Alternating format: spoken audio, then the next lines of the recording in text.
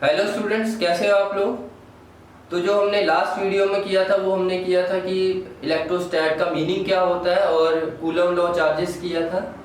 तो उससे नेक्स्ट हम अगला करते हैं। हम अगला टॉपिक क्या है हमारा, कंटिन्यूस डिस्ट्रीब्यूशन ऑफ चार्ज, कि किसी भी चार्ज का हम कंटिन्यूस डिस्ट्रीब्यूशन कर रहे हैं। तो फर्स्ट क्या है, मेनली तीन टाइप से डिस्ट्रीब्यूशन होता है। फर्स्ट आपका है लीनियर चार्ज डिस्ट्रीब्यूशन। ठीक है, आपका लीनियर चार्ज डिस्ट्रीब्यूशन है। तो हम अभी निकालेंगे कि डेंसिटी कितनी है, लीनियर चार्ज डेंसिटी निकालते हैं। ठीक है, लीनियर चार्ज डेंसिटी। अब मेनली लीनियर चार्ज डेंसिटी क्या है, हम डिनोट किससे करते हैं लीनियर चार्ज डेंसिटी को, लैम्डा से। और लैम्डा किसके इक्वल होता है, लैम्डा होता है Q अपॉन L। अब एक चीज देखो, लीनियर है तो हम कोई लाइन बना लेते हैं, फॉर एग्जांपल वो स्ट्रेट हो या कर्व्ड हो, डजंट मैटर। अब किसी भी लाइन में चार्ज डिस्ट्रीब्यूट किया है हमने कंटिन्यूस पैटर्न में। अब ये देखो कोई कंटिन्यूस पैटर्न में कर रहे हैं हम, क्या किया, चार्ज ये कंटिन्यूस पैटर्न में हमने इसमें डिस्ट्रीब्यूट किया। ये चार्ज कितना है, ये हमने इसकी डेंसिटी निकाल रहे हैं, इस चार्ज की density, linear charge density. Denote किससे करते हैं उसको, लैम्डा के साथ। और लैम्डा किसके इक्वल होगा, टोटल चार्ज अपॉन जितनी इसकी क्या है, लेंथ है। This is known as linear charge density. और Q को जो यूनिट्स है आपके, ये है कूलम, और लेंथ के जो यूनिट्स है वो है मीटर। तो इसके यूनिट्स हो गए कूलम पर मीटर। अब इसके बाद जो है सेकंड है वो है आपका सरफेस चार्ज डेंसिटी। दूसरा जो है वो है आपका surface charge density, surface charge density. अब एक चीज देखो, ये लीनियर चार्ज डेंसिटी है, तो यहाँ पे क्या है, लीनियर आपके पास एक कर्व है या एक स्ट्रेट लाइन मान लो, उसमें हमने चार्ज डिस्ट्रीब्यूट करवाया। अब दूसरा क्या है हमारा, सरफेस चार्ज डेंसिटी। इसमें क्या करेंगे हम, किसी भी सरफेस में डिस्ट्रीब्यूट करवाएंगे, सरफेस में डिस्ट्रीब्यूट करवाया है चार्ज। ठीक है, तो इसको डिनोट किससे करते हैं, सरफेस चार्ज डेंसिटी को सिग्मा से, सिग्मा से डिनोट करेंगे। और इसकी वैल्यू क्या होती है, टोटल चार्ज, जितना टोटल चार्ज डिस्ट्रीब्यूट किया है अपॉन जितना इसका टोटल एरिया है, इसका एरिया। और किसी किसी बुक्स में इसको लिखा Q अपॉन S। S का मतलब होता है surface, surface and area is similar. जो थर्ड पार्ट है, इसके यूनिट्स कैसे निकलेंगे, देखो चार्ज के क्या होते हैं कूलम, एरिया के क्या होते हैं मीटर स्क्वायर, तो कूलम पर मीटर स्क्वायर, ये इसके यूनिट्स हो गए। अब तीसरा अगर मैं बोलूं, तीसरा होता है वॉल्यूम चार्ज। जो थर्ड है, थर्ड क्या है हमारे पास, volume charge density. Volume charge density कर रहे हैं, सेम है सभी चीजें। देखो ये लैम्डा से, ये सिग्मा से, और वॉल्यूम चार्ज डेंसिटी को हम करते हैं रो से, रो से डिनोट करते हैं। और इसकी वैल्यू क्या होगी, Q अपॉन V, क्योंकि ये वॉल्यूम है। अब देखो लीनियर वाले को लाइन पे डिस्ट्रीब्यूट किया चार्ज को, सरफेस वाले का चार्ज हमने एरिया पे किया, तो वॉल्यूम वाले का चार्ज कहाँ डिस्ट्रीब्यूट करेंगे, किसी भी वॉल्यूम। फॉर एग्जांपल ये सफेयर है, इस सफेयर के अंदर पूरी तरह से मैंने चार्ज को फिल कर दिया, पूरा कंप्लीट है, सरफेस पे नहीं है, सरफेस पे अंदर सब पूरी जगह भरा हुआ किसी पूरे वॉल्यूम पे। तो यहाँ पे रो किसके इक्वल आएगा, Q अपॉन V। तो Q की वैल्यू क्या है, आप Q का यूनिट क्या है, कूलम, और इसके क्या होंगे, पर मीटर क्यूब।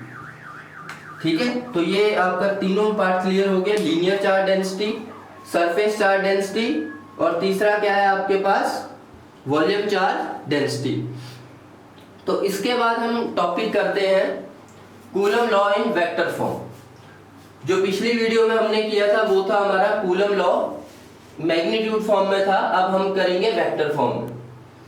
चलो पहले इसको समझते हैं। देखो ये क्या है, इस पे क्या है आपको, ये देखिए दो चार्जेस हैं आपके पास, Q1 और Q2। दो चार्जेस है, Q1 चार्ज है, दूसरा कौन सा चार्ज है, Q2।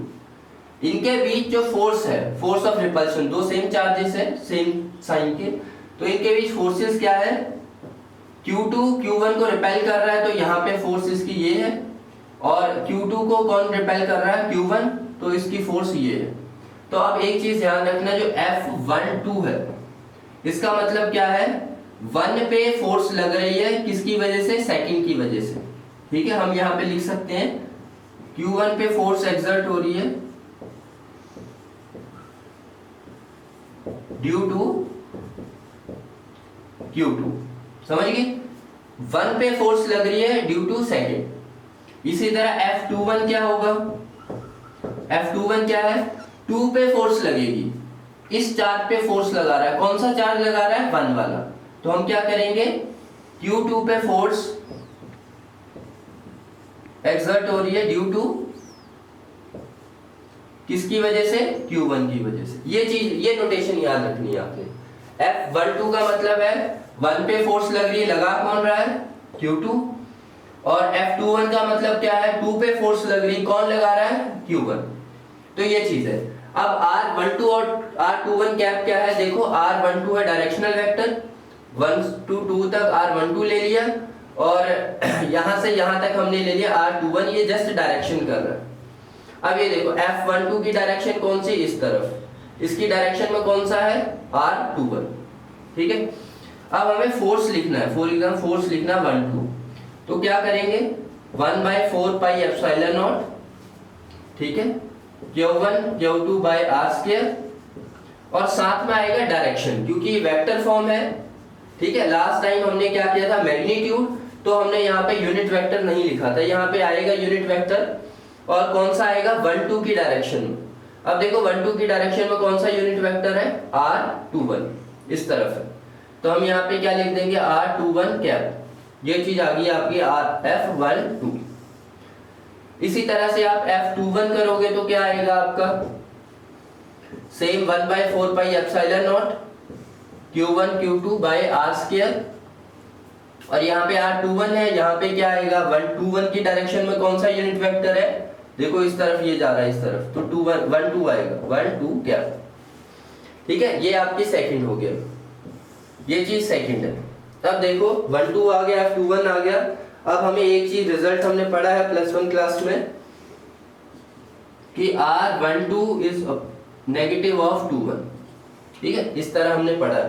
तो आप यहाँ पे अगर इस जगह पे, इस पॉइंट पे R12 की जगह पे क्या लिख सकते हो? माइनस R⁻21, ठीक है, ये लिख सकते हो। तो ये माइनस आगे आ जाएगा, ठीक है। अगर ये माइनस आगे आ गया तो ये किसकी वैल्यू बन जाएगी? देखो 1/4 pi epsilon naught Q1 Q2 upon r² R21 क्या, ये देखो सेम है, इसका मतलब किसके इक्वल है? F12 के। तो दैट मीन F, ये वाला यहाँ पे लिखा F21 equal to negative of ये और ये कंबाइन होके क्या बना?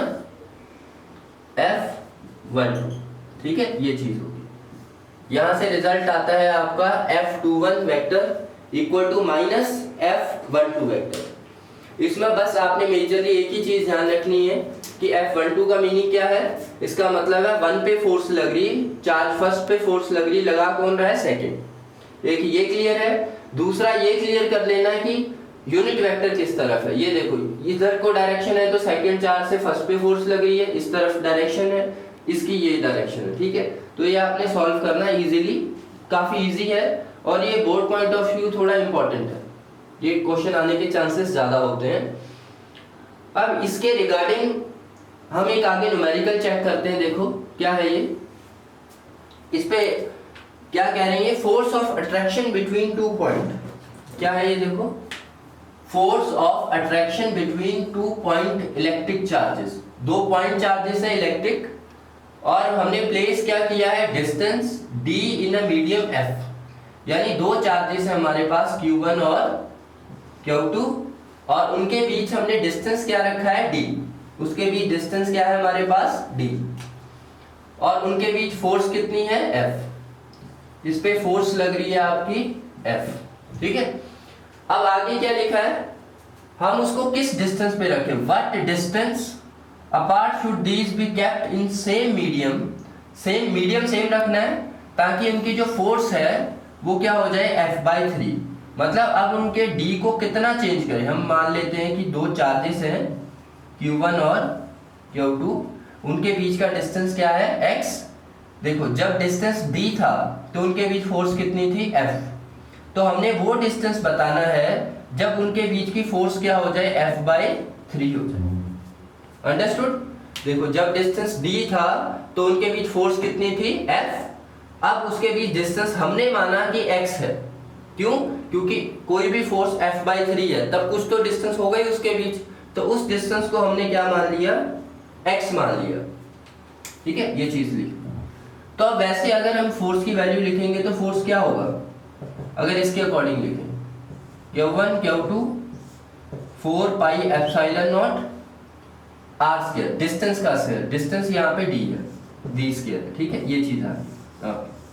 ये फोर्स, इसकी फोर्स का क्या फॉर्मूला होगा? देखो इसमें इसकी फोर्स कितनी है आपके पास इस वाले क्वेश्चन की? नेट फोर्स है F/3, तो यानी इसके F/3 ये फोर्स है इन दो चार्जेस के बीच लग रही है, जो क्या आएगा? Q1 Q2 बाई, यहाँ पे इसको 1 लिख देते हैं, इसको 2 लिख देते हैं। ठीक है, ये है, तो क्या आएगा? 4 पाई एप्सिलॉन नॉट, मीडियम सेम है दोनों का, कोई फर्क नहीं पड़ेगा। डी स्क्वायर की जगह पे यहाँ पे क्या आएगा? एक्स स्क्वायर, डी स्क्वायर की क्या जगह आ जाएगा? X square. अब हम F2 की ना यहाँ पे फोर्स है, सॉरी ये आपकी F आएगा यहाँ पे F1 ही लिखोगे आप, ये F1/3 को हम लिखेंगे F2, ये हमारी दूसरी फोर्स। अंडरस्टूड है? क्योंकि जो हमारी दूसरी फोर्स है वो इस फोर्स का अपॉन 3 करके है ना, थर्ड पार्ट है, तो हमारी इस फोर्स का क्या है? थर्ड पार्ट है। तो हमारी F2 क्या आएगा? देखो यहाँ F2 F1/3, F1 क्या है हमारे पास? Q1 Q2 upon 4 pi epsilon not d square, ये चीज है। और अब देखो ये है आपका F1, इसको अगर मैं डिवाइड करूंगा 3 से, अगर इसको मैं डिवाइड करूंगा 3 से, तो ये किसके इक्वल आएगा? इस टर्म के इक्वल। क्या बनेगा ये? Q1 Q2 4 pi epsilon not x square. ठीक है, इसके इक्वल बनेगा। अब देखते हैं, जिससे जो कैंसिल होता है वो कर देते हैं।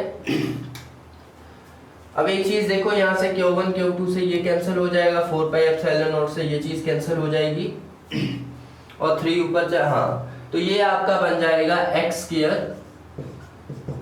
क्या बन जाएगा? x square equal to 3d square, ये चीज आ जाएगी, x square equal to 3d square. अब आप स्क्वायर वहां करोगे तो x की वैल्यू क्या आ जाएगी? √3d। ठीक है, आप सिंप्लीफाई कर लोगे इसको। तो दोबारा समझा देता हूँ ये क्वेश्चन को, न्यूमेरिकल था ये। तो क्या कहते हैं कि force between 2 points, electric charges का जो फोर्स है वो F है, दो चार्जेस को हमने जब d डिस्टेंस पे रखा, वो कहते हैं कि वो डिस्टेंस निकालो जब आपकी फोर्स क्या हो जाए? F/3 हो जाए। तो हमने वो डिस्टेंस मान लिया x, और हमने उसको सिंप्लीफाई किया, F1 की वैल्यू यहाँ से F2 की सिंप्लीफाई करके हमारा ये आंसर आ गया।